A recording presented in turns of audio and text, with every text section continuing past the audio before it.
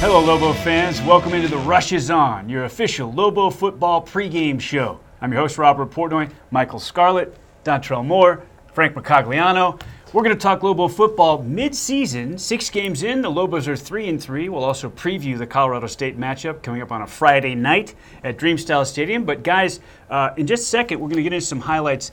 The first segment here is going to be devoted to defense, Dontrell. The Lobo defense has looked really good at times this season. Now, this past weekend, Fresno State was able to kind of do what it wanted, in particular in the passing game. But I know you've been impressed with the New Mexico defense. I really have.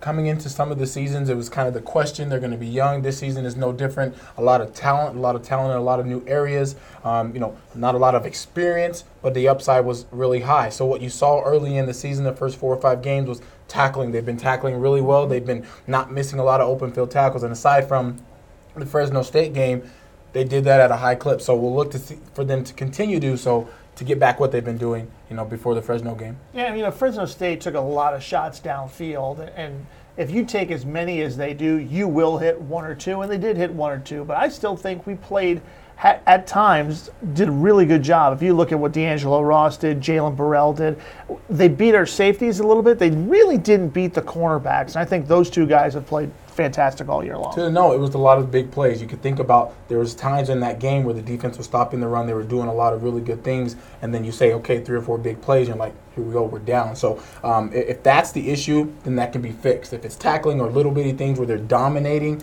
then that's kind of a fear. Not really the case with this Lobo defense. They're kind of giving up the big plays. That can be fixed. Michael, sometimes with scheme, they are able to do things to get their best players on maybe the guys that you don't want covering. We've seen that happen a few times this year. Football is a matchup game. It really is. Your one-on-one matchups on the outside, even against your linebackers and the slot receivers. We haven't really seen that kind of offense this season, and Fresno State, exploited that. But at the same time, it's a short week. These guys are hungry. They're ready to play Friday night. And so I think it's a benefit for the short week for us to come back on Friday night and avenge. All right, let's get into some highlights. Lobo football defensive highlights here for the first 6 games of 2017.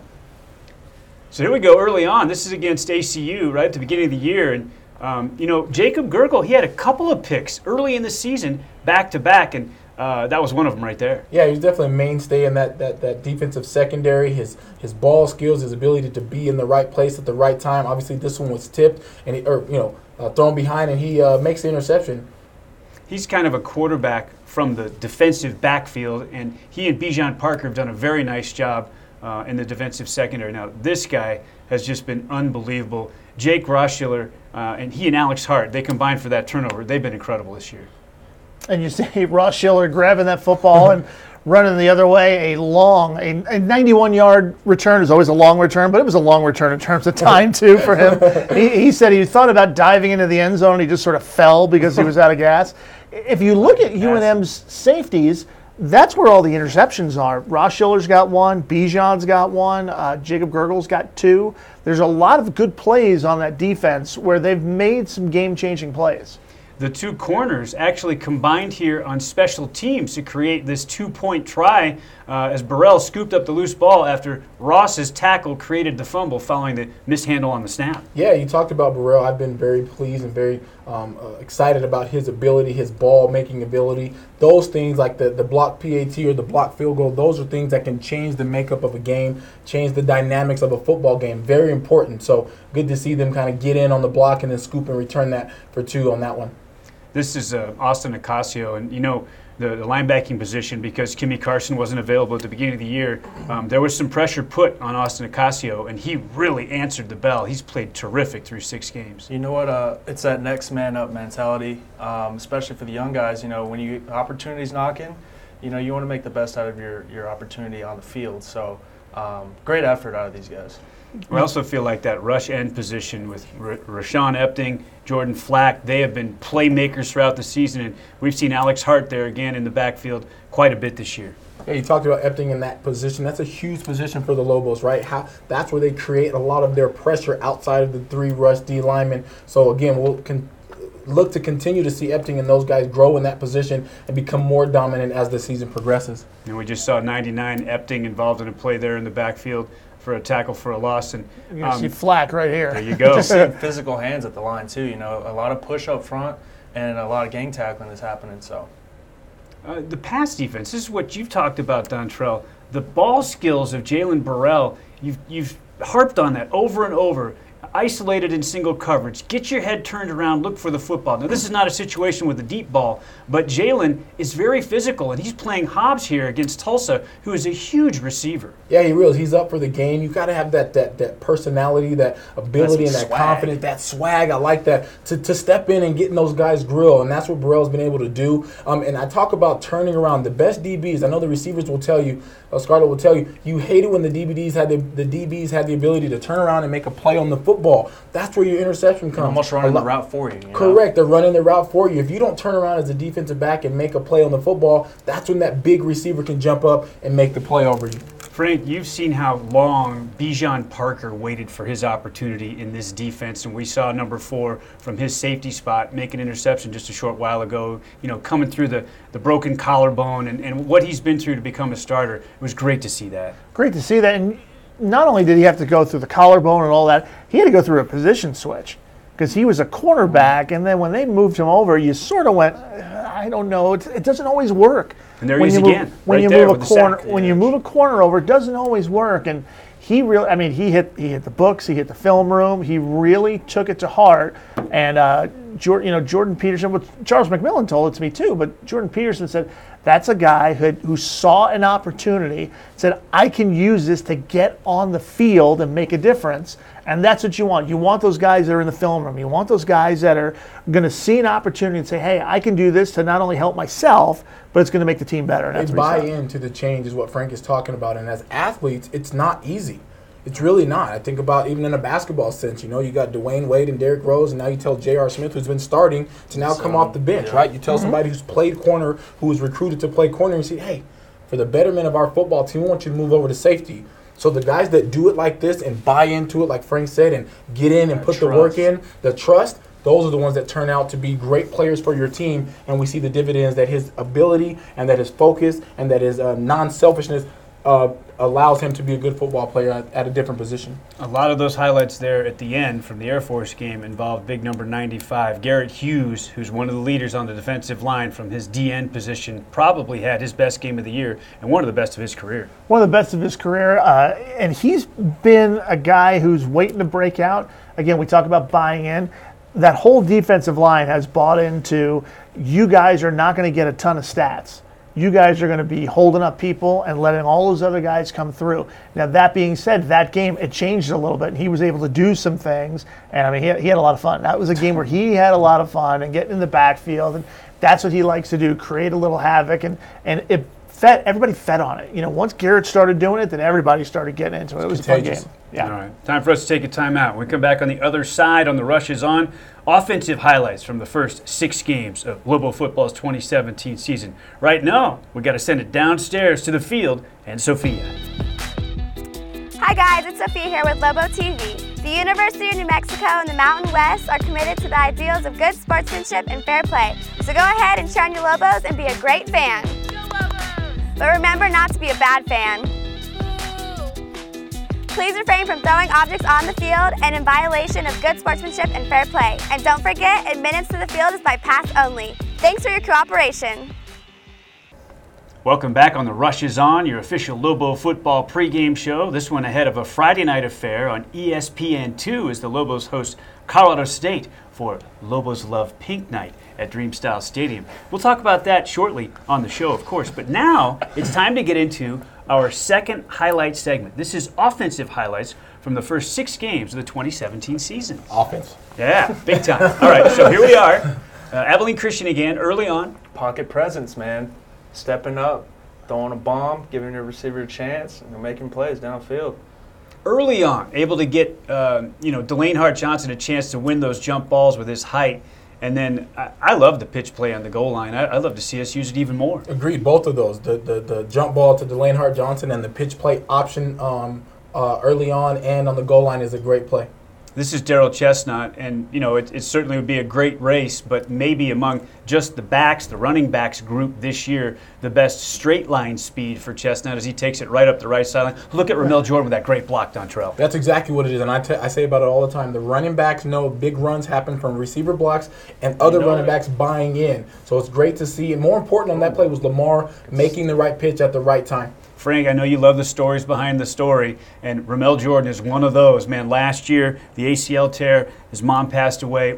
He's going to be comeback player of the year, isn't he? I mean, he's easily the comeback player of the year. Although you do have Delane out there as well. True, yeah. You can even go Kenneth Maxwell, who started the last game. I mean, we have a lot of different stories of guys who had a red shirt last year. But certainly, if you look at all the kind of the hardships that Ramel has gone through, and then taking a role of, hey, I'm not the featured back, but I'm going to get some opportunities and do what I need to do. All right, this guy is the true game breaker. 23, the track star, Jay Griffin. Dontrell, you love him. I absolutely do. I love people who can take it to the house at any time. More important, it's awesome to see Coach DeBest and company trying to put in plays to get him the ball. He can absolutely fly. He has a little wiggle. He's not just a fast guy who doesn't know the football moves. He can do it both. So they're trying different ways to get him the football. They got to continue that moving forward down the stretch. It's ifs and buts and candies and nuts, and I totally get that you can never rewind the tape. But, man, it sure would have been fun to see this entire game play out with Lamar Jordan at quarterback, this Boise State game, because it sure did feel like the way that they were playing the Lobos defensively, that Lamar, it was going to be his game. It was a great game for him. He started off well. If you remember, Frank, he was making the right reads. He was comfortable. He had a big run. He was making throws. It started off just how you wanted from an offensive standpoint, and unfortunately took that hit under the chin and obviously had the concussion. But it was great to see him at that point. It'd be good to see him get back to where he was that first quarter of the Boise game. Michael, talk about taking advantage of your opportunities. This guy, Colton Gerhardt, third on the depth chart. He gets a chance to like start. His older brother, man. Unbelievable. Yeah, just an absolute steamroller in the run game. I think it's in their blood. For sure. There's some football players, and at quarterback, when you can run over defenders like that and be physical and be able to sit in the pocket and throw this is a great ball.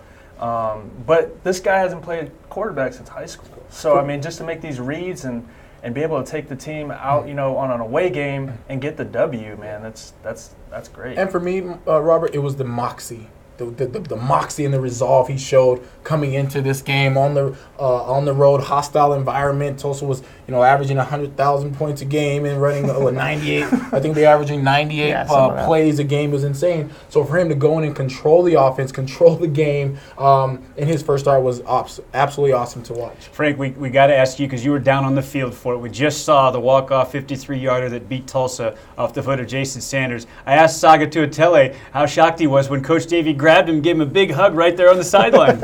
Yeah, it was fun to watch the celebration. It was really interesting to watch the first field goal because there was the false start and everything.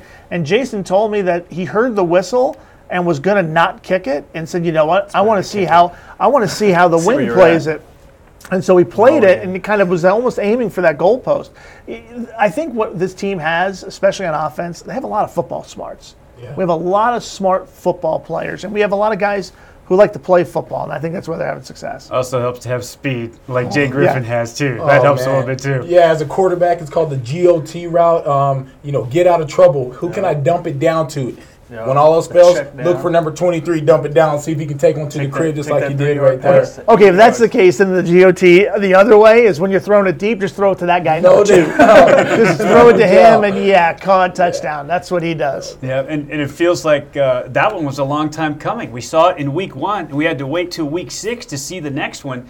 He certainly needs to get his chances to get his hands on the ball. He does. It's weird, and they've tried it a couple times, but the throw was either too long or not. What you want is to kind of leave it like a short pass so he can stop, turn around like a jump ball or a tip in and go back up and get it, which he does. The back shoulder jump ball type throw. All right, what about the brotherhood in the running backs room? You felt it, Dontrell. Rick McCorley, Big Rick, was having a tough season. Fumbles in 3 straight games. He gets his breakout 5-touchdown day here against Air Force. A lot of it started with Ramel in the quarterback run, and then that opened it up for Rick. And, we were so happy for him. And now, of course, this as well, Ramel Jordan get his first touchdown in 3 years. But talk about Rick McCorley, because that was a breakout day for him. It really was. It was a breakout day for him. He was decisive. He was taking it to the crib. He showed his explosiveness. He showed his speed. The biggest thing for me was he was pressing. He was pressing early. You could tell he wanted to do so much. He set some goals at the beginning of the season, right, to score amount of touchdowns. And when he had that first touchdown against Air Force, you could just feel the team and him go, and then he started steamrolling. The offensive line started getting momentum. He starts, making the cuts that are natural, doing the natural things, and it showed up to the tune of 5 touchdowns. Coach Davey has talked a lot about, you build something up and then something happens and boom, the air goes out of the balloon. I think you can say with the Fresno game, that long pass for the touchdown, boom, the air went out of the balloon. When Richard McCorley scored that first touchdown, it was like someone put the air back in the balloon, and all of a sudden you had 10 balloons going up. Because everybody got lifted up, and it was like, okay, now we're good. Rick's back. We're good. You had Delane scores in that game. Ramel scores in that game. We were a long time coming for Rick. It was like everybody felt like, all right, that was what we needed. That was a good game. He's an emotional leader and part of that team, right? So, we talked about his fumble game, and Coach Davey talked about him being still there and listening and engaged with his teammates and still pumping them up. That was important. That only goes so far. When you get him in the end zone, been there a time or two. There's a little bit more that the end zone can provide. Yep. And when he got it, that's what happened for the team. Well, and I asked Coach Davey this, Mike, that sometimes your ability as a leader, your true leadership skills are exposed more or revealed more in times of adversity. And to hear that, Big Rick was still there for his guys when it was going bad for him, that says a lot about him. In that position, you always want to show that you can deal with that adversity, because if you buckle, then you kind of lose your credibility. All the summer workouts, the spring workout, all the workouts leading up to the season, when guys are running sprints during workouts and they look over, who's ready? Hey, let's go, guys. Let's get it going. Who's caved in? Who's caving in? Who can we look up to get this done? You want to look at those leaders. So for him to come back after fumbling and scoring 5 touchdowns, That's huge, man. Who's really good at that is Lamar. And it was on the tape that we saw. So when Tavaka throws the pass in the corner to Jay Griffin to make it 30-28. Against Mexico State. So Tavaka goes running. He's doing this little deal. If you watch that tape, Lamar sprints off the bench and meets him at like the 15-yard line and kind of does a little swing around his head and then races back so he doesn't get a penalty. But that's what Lamar does. I mean, Lamar could have felt terrible. We had 5 points when he came out of the game. It's like New Mexico State. And Lamar stays here all the time on the bench. And that's what you want. That's why he's a 3-time captain. Because he's here leading the team. Regardless of what's going on around here, he's always going to be here leading the team. And let's face it, that's not easy at the quarterback position. Your expectations are high, and he's had to deal with that, right? It was always coming somebody, right? It was Austin. And it was, no matter what, he stayed the course. I am the leader of this football team, whether I'm throwing touchdowns or whether I'm throwing interceptions and I'm on the bench. I am the leader of this team. I'm signaling the plays, and I'm going to lead my men however it's necessary. Testament to him for sure. 2 quick things. We remember when he, as a redshirt freshman, just like Tavaka was a redshirt freshman against New Mexico State, threw the game-winning touchdown pass in Las Cruces to Reese White to beat the Aggies. That was really his major coming-out party. And the other thing that race to the end zone to celebrate with Tavaka reminded me of was when he was the first guy out on the field after Damian Gamlin caught the touchdown pass to congratulate Austin Apodaca on making the game-winning throw. That speaks to his character. Jumped on his back. Yeah, got a piggyback right off the field. That stuff gets me more excited than touchdowns. Just when your partners have your back like that, it's a joy to watch. Yep. All right, time for us to get another timeout on the Rush is On. Now it's time to check in on Chef's Corner. Chef, what do you got for us this week? Hello, Lobo fans. Justin Davis here from Lobo Hospitality. Today I'm going to bring you our special of the game, which is going to be our 3 Little Pigs dog. What we're going to start off with is we have a 1/4 pound all pork hot dog that we're going to load into the bun. We're going to top that off with our pulled pork right on top of it. Then we're going to cover that with our chili con queso.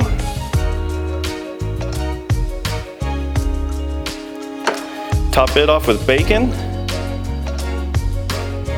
and just a little bit of green onion. Okay, Lobo fans, so that's our 3 Little Pigs dog. We got the nice trifecta on there of pulled pork, bacon, and the hot dog ready to go for you, and you can pick it up at any concession stand. Hey Lobo fans, make sure you get to the new Howell Zone location 2 hours prior to kickoff to greet the Lobo football team as they walk into University Stadium on the prowl. The Howell Zone offers inflatable games, face painters, food, and beverages located right here at the northeast corner of the stadium. Purchase your 50/50 raffle tickets located at the customer service tent at Gate 5. In addition to the 50/50 cash prize, fans can also win a weekend vacation. Tickets will be sold through the end of halftime. All proceeds go to the 450 student athletes like me here at the University of New Mexico. The winner will be announced at the beginning of the 4th quarter. Welcome back on The Rush is On, your official Lobo football pregame show. I'm Robert Portnoy. We've got Michael Scarlett, Dontrell Moore, Frank Mercogliano. A final segment for you, and this one, we're going to take a little turn now and look ahead to a Friday night affair. The Lobos hosting Colorado State. It's an 8:15 kickoff. It's a great night game opportunity on a weekend at Dreamstyle Stadium for you to come out and see the New Mexico Lobos take on one of the best teams in the conference. It is Lobos Love Pink Night as we pay tribute to all those who have survived cancer, who are still fighting cancer. We love pink and we're there with you. And guys, this is something that has affected everybody across the board in some way, whether directly or indirectly. And this is a very impactful night. It really is. This cause is something that everybody should be involved in. I love when we make people aware of it. It should be more often, in my opinion. It shouldn't just be certain nights, but I think athletes in general use their platform for beautiful things like this, and it's always a pleasure. Part of a week-long effort, really, across the board for Lobo Athletics is each fall sport has its own Lobo Love Pink effort. And ironically, the women's soccer team playing Colorado State also on Friday. It's their pink game, so it's the same opponent. Volleyball's got Colorado State over the weekend as well, so it's a kind of a theme with the opponent for some reason. But yeah, every sport doing their pink game this week. Volleyball's already raised over $2,600 in their effort for Lobos Love Pink. Quick shout out to Kim Starberg. She's been a season ticket holder since 2007. She beat cancer, and let's keep it that way. That's like great. So many stories like that for sure. Fantastic. Okay, so Colorado State's the opponent. We know they're really good. The Lobos haven't beaten them in a really long time. Let's take a peek at some CSU highlights to see what New Mexico has in store on a Friday night. So that's the big guy that runs everything, Nick Stevens, and he just looks like an NFL quarterback, Dontrell. He does. He can make every throw. He stands in the pocket. He makes the right reads. A scary proposition if you're the Lobo secondary. So it'll be an interesting matchup come Friday night. Yeah, speaking of the Lobos secondary, the pressure that's going to be put on them by that guy, Michael Gallup. I mean, there was Higgins, now there's Gallup. It feels like they have the next first-round NFL wide receiver just coming in right on and making plays. It's kind of annoying, actually. And it's easy to look like an NFL quarterback when you got NFL receivers running out there, but they run good routes. They do a good job. They're physical. They're strong. They like contact, and that's Gallup just saying you're not tackling me and kind of laughing at the guys he runs in the end zone, and that's what you're going to face with this team is a really good offense. I think the one thing, and maybe the saving grace, is UNM is going to have a chance to put some points up, and we've put points up on Colorado State in the past. We're just going to need to limit opportunities, and it was sort of like the Boise State game 2 years ago there. When you get the opportunity to get an interception, you got to snag it, and you got to take advantage of it. Timely stopped is what I call it. Well, they have weapons in their offensive backfield, too. We saw number 1, Dylan Dawkins. They have Izzy Matthews. This is a team that is going to figure out a way to move the football on you, Dontrell. They don't have to just hit the big pass plays over the top. They can line up in the eye and just send them right at you like this guy, Dawkins. Yeah, Dawkins and the offensive line, they get it done at a high clip as well. Offensive, explosive teams are versatile. They can run the ball. They can throw the ball. They have multiple weapons. And most important, they play smart. They can nickel and dime you and dominate you up and down the field, which unfortunately some Colorado State teams have done to the Lobos in the past. A few years ago up at in Fort Collins. Remember that game? It was just a tough evening. But all in all, explosive football teams can beat you in multiple ways. I feel like that this is the kind of game where if the Lobos can figure out how to run the football with some consistency and make first downs. It would be very important, as they did at Tulsa, to play a little keep away in this game, because Colorado State's offense is so good and so balanced and so explosive. They'll figure out a way to move the football, and they're going to score some points if the Lobos can limit their possessions and shorten up the game a little bit by running the ball, making first downs, moving the chains, and then, of course, getting points on the end of that.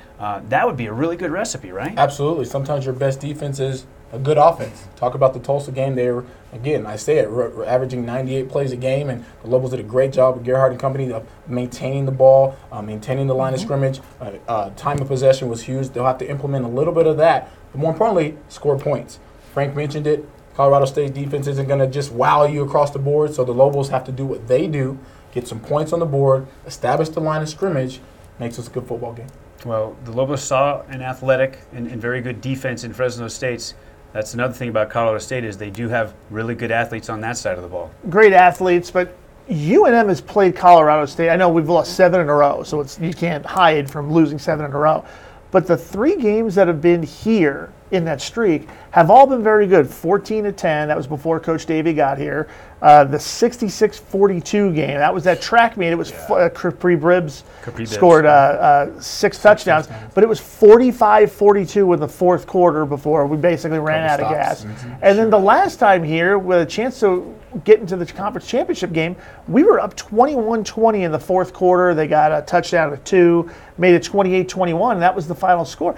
The games here, we have been very competitive and have been in. They've played okay and well enough to beat us, but they're a little bit of a different team here playing us than they are in Fort Collins playing us. And so I have to say Fort Collins is a hostile environment for sure, but I don't know about the new stadium, but I'm glad that they're coming here. We're getting a lot more fan support, hopefully for the Pink Night. You guys are coming out for that. But at the end of the day, it's going to be a shootout, and whoever possesses the ball last is going to win the game. So. Well, and that would mean that the Lobos are moving the ball effectively, which would be a big change from last weekend when Fresno State was able to shut them down on the road. Yeah, it was interesting. I talked to Coach Davey after the game, and that was his thing, just shock, at the athletic ability and the stop. You said with Colorado State, that there are some athletes, but you don't expect them to be flying around and making tackles.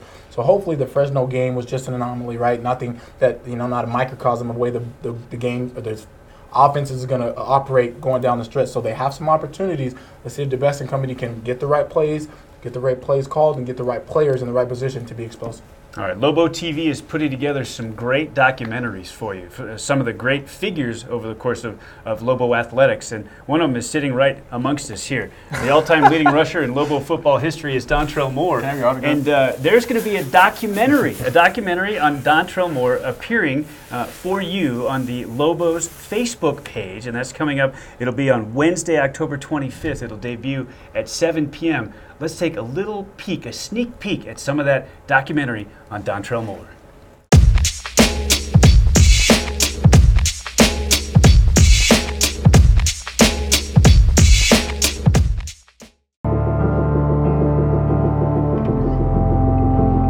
What's so special about being a New Mexico-born player to come and represent the University of New Mexico for 4 years, and that is one of my life's great honors, is having the opportunity to represent my state as a Lobo and be a Lobo for life.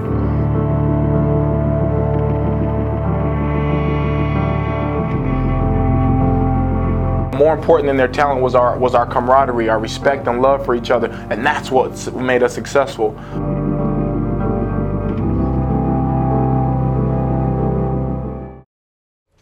All right, just a little snippet, a little teaser. The thing that I want to ask about first, Dontrell, is that shot of you on the golf course there at the very beginning. You've got the golf bug bad, don't you? It's my favorite sport. It really is. That and soccer, I enjoy it. I love it. Hey, I gotta see it. Come on out, man. I thought he looked like Kramer taking that chance. I'm just proud that all the great college athletes wore 22. You just need to know that. All the absolute great. You were not 22, correct? No. Okay, just checking. No way, no. Doug Flutie's the first one that popped into my head. I appreciate it, fellas. I really do. Yeah. No, it's a good number. It is. There's no It's doubt. the best number there is. Yeah, and I think Frank's smiling because He wore 22. Yeah, Oh my God. It wasn't a love for me. We know that with Frank. He's pulling his own 22. Frank wanted number 4, so he just settled for 22. No, exactly. No doubt. All right, we've got, let's say, a minute to go. If the Lobos pull off an upset. There are 7.5-point dogs as we tape right now at home to Colorado State, one of the conference favorites. How do they make it happen, Dontrell? 2 ways. They control the line of scrimmage with time of possession, and they force turnovers. That's it. In those games where you're not supposed to win, you have to force turnovers, whether it's in the special teams, whether it's with interceptions or sacks or fumbles. You have to force turnovers, and you have to control possession and score points. Frank, what do you think? I think they got to win special teams. Yep. I think they have to win special teams, whether it's kick return, punt return. We got to make our field goals. Wyatt Bryan, their kicker, missed an extra point, missed a field goal last week. We sort of need that. No one's hit a field goal against them in 3 weeks. It's almost a month now that anyone's even kicked a field goal successfully against them. So I think we got to win special teams. Michael? I'm with Frank. Special teams, I think we're going to have a big return and field possession on the punts where we're going to set their offense to start. Got to limit big plays, too, for their offense. If they get a couple of big home run type plays, whether in the run game or the pass game, don't want that air to go out of the balloon again like it did maybe a little bit against Fresno State. You can't. That's exactly what happened. If you give up a big 70-yard touchdown early in the game, you're like, oh, my God, you're on your heels. Can't happen. Have to control that for sure. All right, it's an ESPN2 game, but we want you in the house. We want you in Dreamstyle Stadium. New Mexico hosting Colorado State. It's an 8:15 kickoff on Friday night, and we want you there. For Frank Mercogliano, Dontrell Moore, Michael Scarlett, it is Lobos Love Pink Night on Friday night at Dreamstyle Stadium. I'm Robert Portnoy. Be there. That's it for The Rush is On. Go Lobos.